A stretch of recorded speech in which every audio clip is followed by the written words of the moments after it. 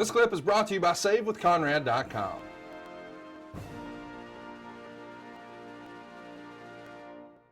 We get to prove Dave Meltzer wrong the next week, or Vince does, because on the September 28th edition of SmackDown, you team with Benoit and y'all defeat The Rock and Triple H in a tag match. That's rarefied air. On October 2nd, Benoit's going to help you defeat Triple H to become the #1 contender for the title shot at No Mercy. And because of that, rather than Triple H being in a feud with you, now he's in a feud with Benoit. So to your point, I think there was still legs to this thing. They could have kept it going. But now you've got a shot against The Rock for the world title.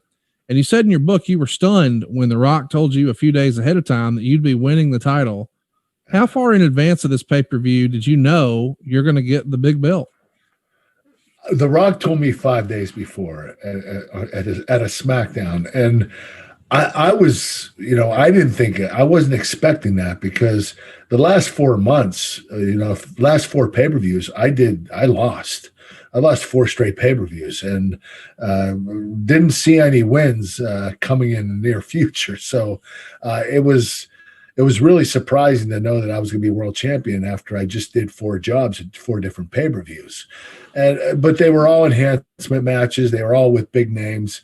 I was affiliated with those big names, so it kept me in the limelight to some degree, even though I wasn't a dominating heel. I was getting beat. But at the same time, The Rock made me world champion. I mean, that guy, this match that we had was so important to me, and he didn't have any problem with doing the job. I really enjoyed working with him, and he was awesome. He's very giving. Let's talk about the build to get to that match. On the October 9th Raw is War, you're working with Kane as your tag partner against The Rock and Rikishi. Kane turns on you, and Rikishi picks up the pin on you with his bonsai drop after you're hit with a rock bottom. But this is the night where Mick Foley exposes Rikishi as the man who ran over Stone Cold the prior year. A few days later on SmackDown, we see Triple H tell Stephanie that she can't accompany him to ringside anymore, no matter what. Of course, she comes to the ring and announces that she will permanently be in your corner. And this is just 10 days before your match against The Rock at No Mercy. Later that night on SmackDown, you and quote unquote Steph are trying to put Val Venus up to defeating The Rock for the title, so we can have a wholesome main event at No Mercy. Of course, he doesn't. But you and Stephanie leave him laying in the ring after a beatdown. On the Raw before No Mercy, so the go home Raw, Stephanie makes you a promise. You'll be the next WWF champion. And then she says that the WWF gold is a hell of a lot more prestigious than Olympic gold. I don't know about that. And then Triple H interrupts you, and Stephanie gets all up in your face. And he says that she is your responsibility. And if you try to make anything but business, it'll be the last thing you ever do. You tell him it's just business. And then when he leaves, you smirk very big. Yeah. So it still feels like, even though maybe this feud is put to bed, there's still a little bit of a tease here. And when she introduces you that night, she announces you as the host of Sunday's episode of Heat on MTV. As a reminder, at this point, the company had just moved to TNN and MTV. And she says that you'll have a special interview with The Rock. And it's one of the funniest segments of your career. It's an edited interview of you incriminating The Rock. You ask questions, and then the footage is edited with different clips of The Rock admitting that he was Stone Cold's attacker. He takes a drink of water, and you say, "Sure, Rock, drink up." And then there's a fly that buzzes around a head, and you say something like, "We all know what flies are attracted to." Really classic stuff. Whose idea was this? Is this Brian again? Yes, it was Brian, and he took a bunch of previous interviews that The Rock did, and his responses, and he put it together in a tape, and then he had me memorize questions to ask that would match the answers that The Rock would give. So it was genius. He put it together. He structured it perfectly well. The edit team did a tremendous job, and the product ended up being exceptional. It's finally your big night. It's No Mercy 2000, and I'm sure we'll cover that in long form someday. But it's October 22nd. We got to sell out, 14,000 fans on hand, another big gate, nearly $700,000 there. The show's been built around the return of Stone Cold Steve Austin, but the main event is Kurt Angle versus The Rock. It's announced as a DQ match, but Meltzer would say, which was because they were going to do tons of outside interference and put it over like Stephanie outthought everyone again. The match is something special, though. It gets 4.25 stars. Looking back at that match, is this one of your best matches in wrestling so far, do you think? Yeah, it was definitely one of my best matches. And I got a lot more aggressive in this match. I had more offense. So I was starting to be more offensive and doing what I had to do to look like a champion. And Vince McMahon told me, when you're the WWF champion, you have to look and act like a champion. You have to present yourself as a champion. So I had to get more aggressive, and this was the reason for me to do that. You wrote in your book that you got a great compliment from one of the WWE's talent managers. I guess we'd call him a producer or an agent. But you wrote, quote, "Sometimes he goes out and sits in the audience to gauge the reaction of the fans because that can dictate the direction of our storylines. He was out there that night, and he told me afterwards he couldn't believe how much buzz there was in the crowd as we were throwing in the ring." Who was that person? Do you recall? Oh, that was Pat Patterson. Especially if it was The Rock and me in the ring, Pat was definitely watching it in the stands. So he used to do that quite a bit. He would go out and try to get a feel for the match and see if his ideas would work in the matches. So Pat was one of the best agents we ever had, and he was very talented. Came up with some great ideas and concepts. Meltzer talks about you mimicking your sort of response from the 96 Olympics when you're clutching the WWF title belt and on your knees crying. Quote, "What was also interesting is that even though Angle hasn't gotten cheered anywhere except recently in his hometown of Pittsburgh, and The Rock is the most popular wrestler in the business, when Angle won the title, the crowd came to its feet and he received about a good response from 70% of the fans, which isn't necessarily a bad sign because it says the belt is over.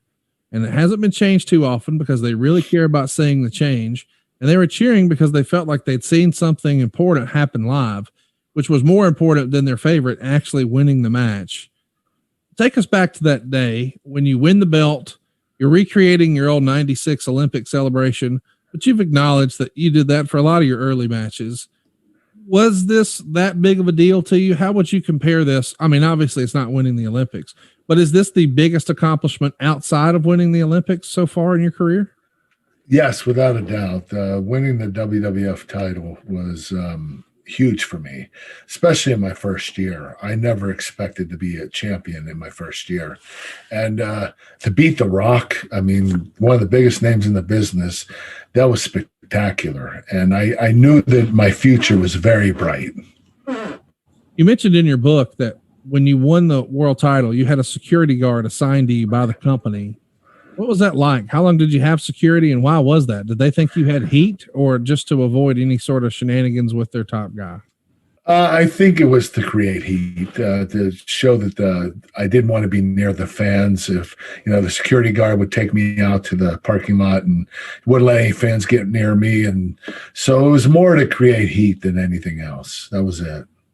After you win the world title like this, do you have what's the response like? You go back through the curtain, you're in Gorilla, you see Vince. Is it a standing ovation? Does he give you a hug? Does anything different happen that night than any other night?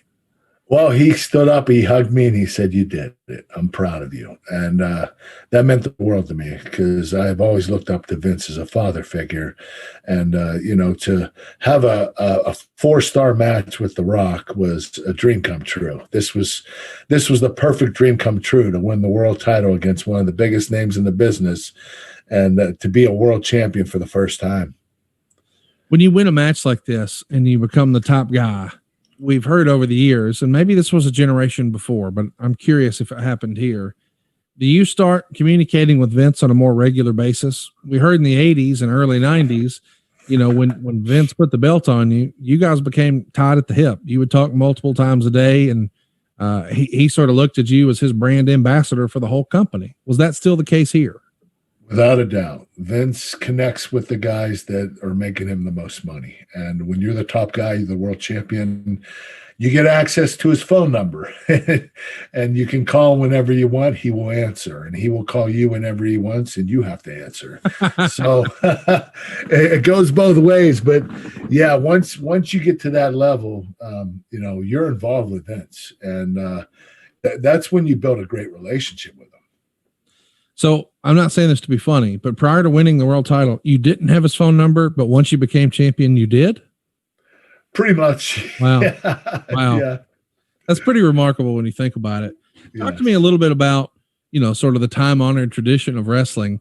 When a guy like The Rock, quote unquote, puts you over, he drops the title to you. Do you go to his locker room afterwards and thank him for the match? Is there an exchange at all, or is it just another day at the office?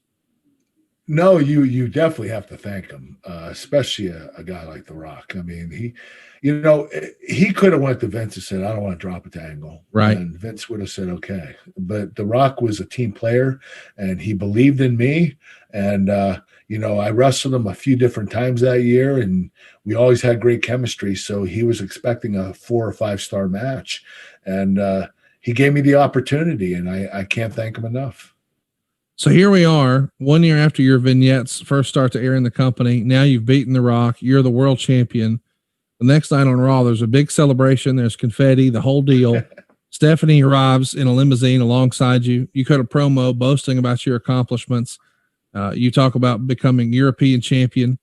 And you said you were the first one besides D'Lo Brown, but D'Lo doesn't count anyway. The Eurocontinental champion. Yeah. Tremendous. But D'Lo Brown doesn't count. Such a great line. Yeah. And you continue your feud with Triple H on the way to the next pay-per-view event. But on November 6th Raw, Hunter reveals that he was the person behind Austin's hit and run. That's pretty much the death of the love triangle story. He gets right into that feud with Steve Austin for Survivor Series. Hey, it's Conrad Thompson. Thanks for checking out the podcast here on YouTube. Be sure to hit the subscribe button and the notifications bell so you get a notice anytime we upload some new content. And go save yourself some money right now. If you're in a 30-year loan or you have credit card debt, it's not a matter of if I can save you money. It's a matter of how much. Find out right now for free at SaveWithConrad.com.